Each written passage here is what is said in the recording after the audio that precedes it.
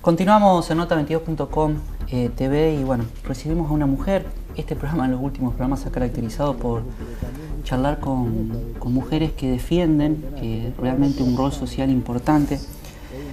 Tu banca fue disputada precisamente por sectores, un entreviero político, lo decidió la justicia. La justicia te confirmó, la Sala Tercera de la Cámara de Apelación Civil o Comercial, por 2 votos a 1, te confirmaron en tu banca. ¿Qué significó desde tu punto de vista todo este trabajo realizado y finalmente lograr que te legitimara incluso la justicia?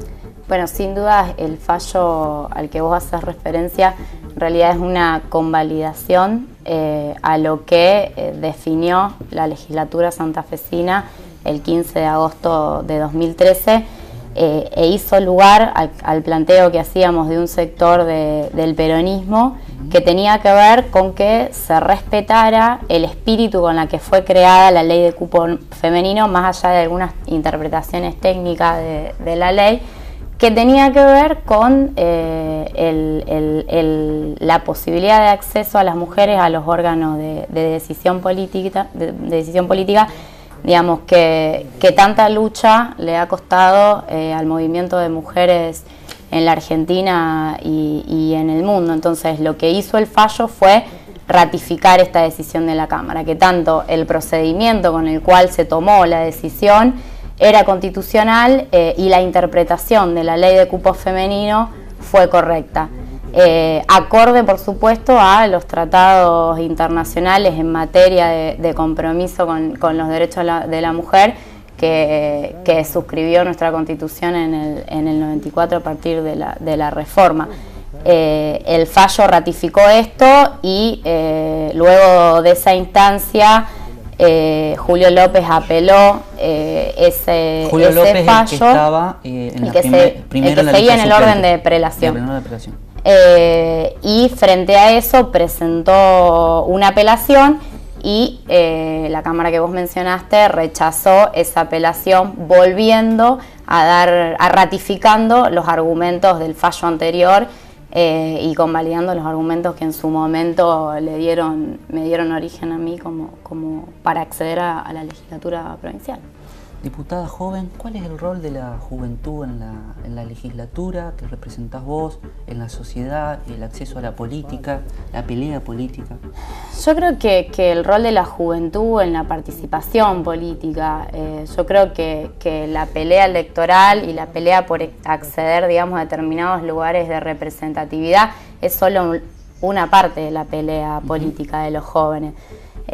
Nosotros siempre decimos que en realidad, si nos ponemos a ver a lo largo de nuestra historia, de la historia de la lucha de nuestro pueblo, los jóvenes han sido protagonistas. Los jóvenes y las jóvenes que hicieron el 17 de octubre eran todos pibes y pibas que venían de las barriadas del conurbano bonaerense, producto del proceso de sustitución de importación y de las primeras fábricas que empezaba a haber en nuestro país, que se manifestaron y que gestaron, para mí, digamos, para mí y para el pueblo argentino, una bisagra, digamos, en el siglo XX, y que fue la participación plena del movimiento obrero en el proyecto, en la política, y con un proyecto político propio de liberación y de conquista de derechos de los trabajadores. Pensando en la resistencia peronista, la mayoría de los que resistieron las proscripciones del peronismo fueron jóvenes. Y pienso en tal vez nuestra historia más contemporánea, tanto la juventud de la década del 70 y los jóvenes que se organizaron para resistir a la larga noche neoliberal. Pienso en la organización Hijos, pienso en el movimiento de trabajadores desocupados. Ahí hay una composición juvenil muy importante, porque ser joven no es un valor en sí mismo, ¿no? Sino que tal vez en la juventud uno tiene más potencia, porque está en un momento de la vida que biológicamente te permite algunas otras cosas, pero creo que los jóvenes siempre fueron protagonistas en los procesos de liberación. Yo pienso los jóvenes que eran Fidel Castro y Ernesto Che Guevara cuando bajaron de Sierra Maestra, digo, no llegaban casi a los 30 años. ¿Es fácil participar realmente o el espacio se gana a duras penas?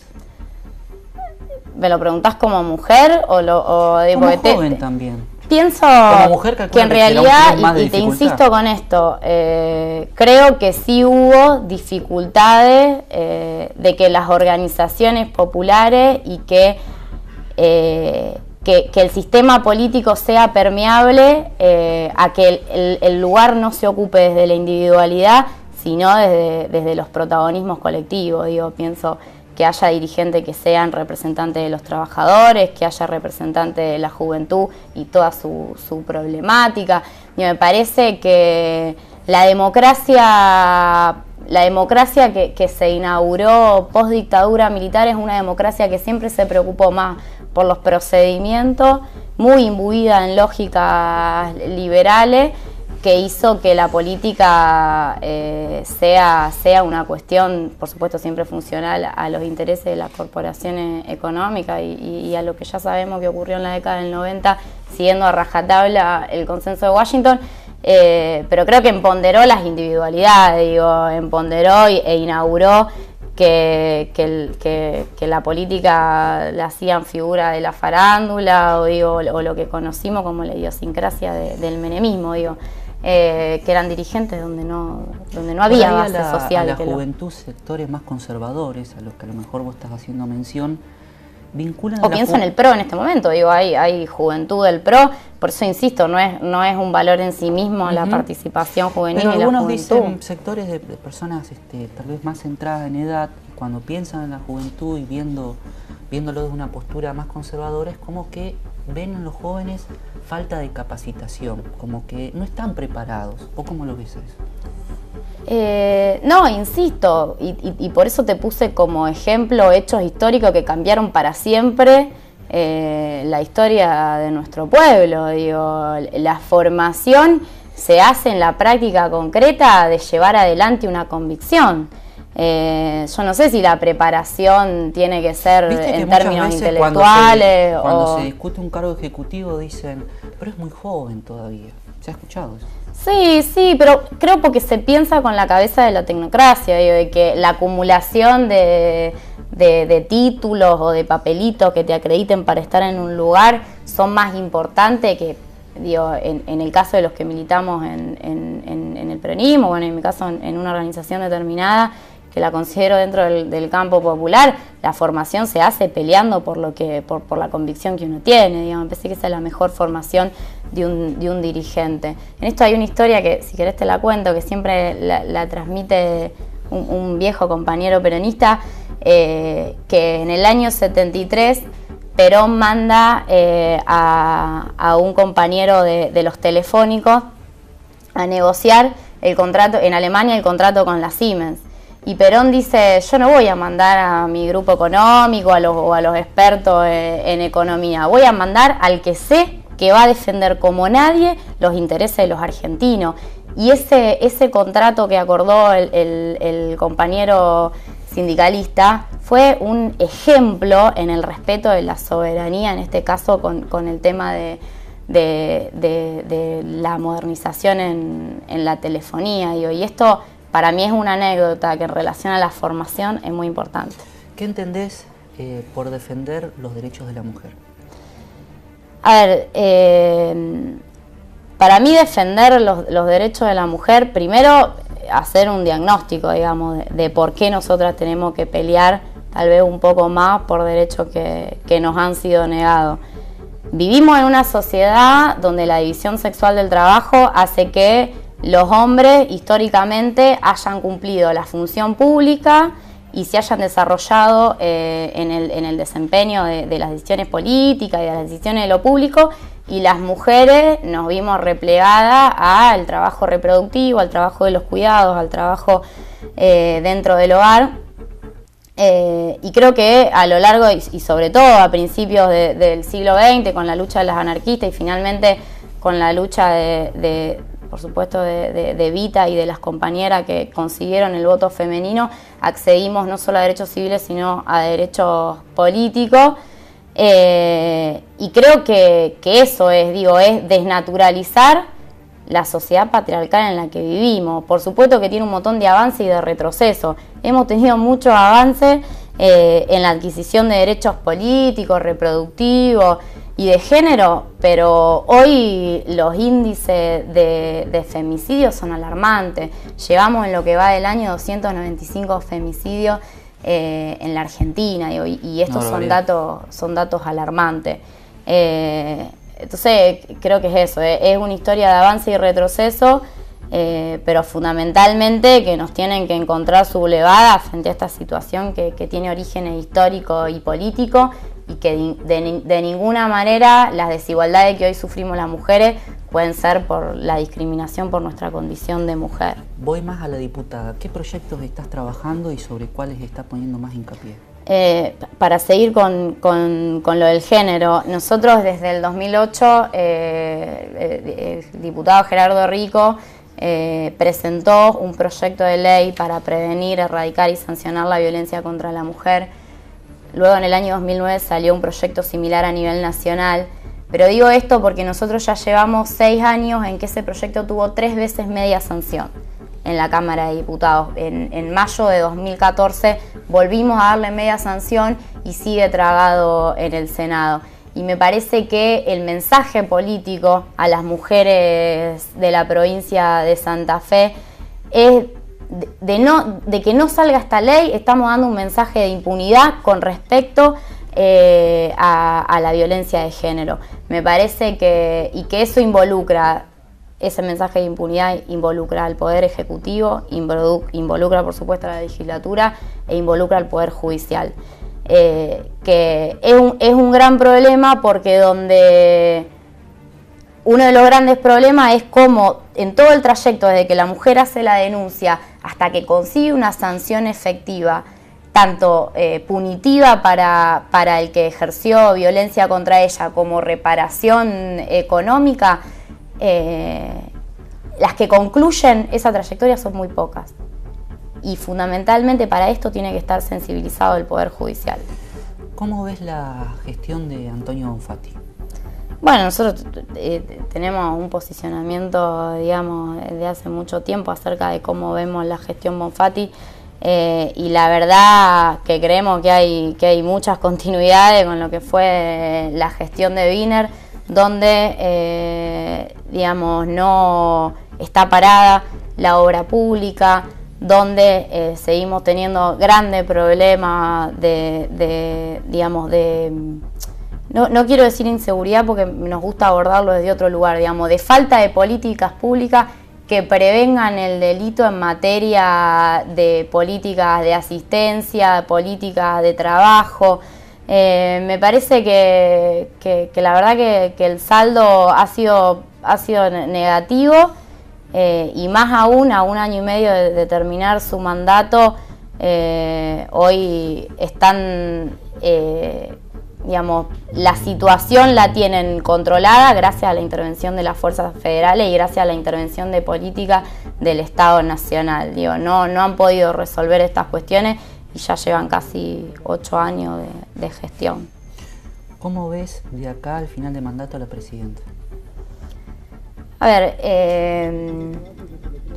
y con esto es importante porque para nosotros que Cristina termine bien, que haya un cambio, que haya un tránsito político con estabilidad, con continuidad institucional, democrático, pero además de eso, porque, a ver, yo creo que hay sectores de la derecha, de las corporaciones, que sin duda quieren que Cristina se vaya mal, porque lo que quieren hacer es bajar las banderas que venimos levantando estos 10 años, digamos. Hay fuertes intereses de que todo lo conseguido en estos 10 años se pueda profundizar. Y transitar, digamos, en democracia, institucionalmente a término, para lo que sectores como los que pertenezco yo entendemos que hay que construir el segundo tomo de este proyecto político, que hay que cambiar las cosas que no se pudieron resolver, y en esto nosotros hacemos eje central en resolver fundamentalmente los compañeros que hoy, si bien digamos tienen changas, tienen algún trabajo en la informalidad, o como le decimos nosotros, que trabajan en la economía popular, hay que transformarlo en trabajo con derecho. Eso es una deuda pendiente. Creemos que la reforma del sistema financiero es otra deuda pendiente. Creemos, y de esto tengo una fuerte convicción, de que tenemos que seguir caminando a romper los lazos de la dependencia de la patria, porque no hay proyecto de una Argentina 40, 50 años si no construimos un proyecto industrial que nos dé autonomía, que nos dé independencia económica, que nos dé soberanía política.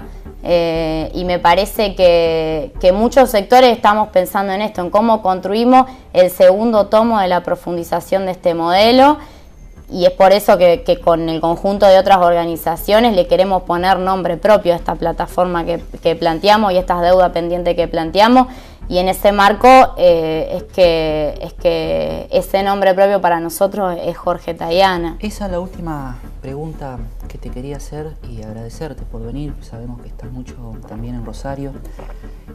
¿Por qué ustedes se ubican en el sector de Jorge Tayana dentro de este proyecto de que ustedes participan?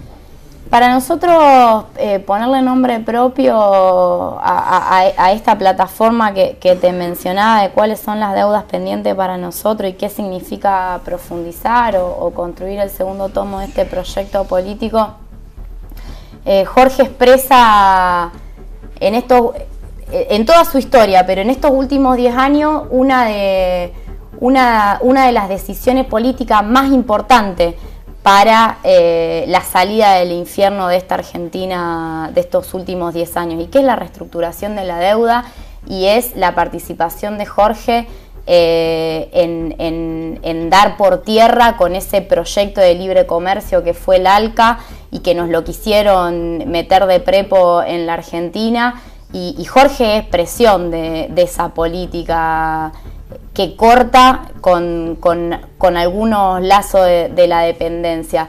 Digo, si no le hubiésemos dicho que no al ALCA, hoy tendríamos liberalizado todo el comercio desde México hasta la Argentina, y eso sin duda va en detrimento de la sustitución de importaciones y de las economías no solo de la Argentina, sino de toda Sudamérica.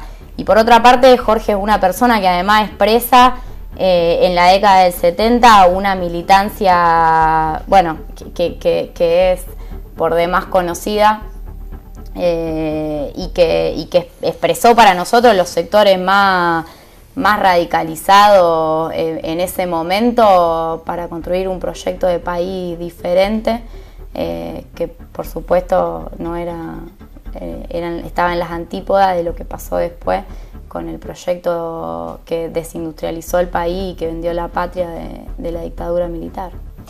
Mariana, muchas gracias por venir. No, muchísimas gracias a ustedes. Cortito, sé que hay unos actos que están armando en los próximos meses, ¿no? Así es, el 26 de julio, o sea, este sábado, para nosotros el mejor aniversario para recordar a la compañera Evita es mediante una asamblea popular que vamos a hacer en la Universidad de Lanús, donde van a participar un conjunto de intelectuales que nos están acompañando en esta iniciativa. Ana Jaramillo, que es la rectora de la Universidad de Lanús, Horacio González, que es director de la Biblioteca Nacional, donde vamos a discutir, bueno, esto que te mencionaba antes, cómo hacemos para construir el segundo tomo, cómo hacemos para avanzar en la reforma financiera, cómo hacemos para resolver el problema de los trabajadores que aún no tienen determinados derechos.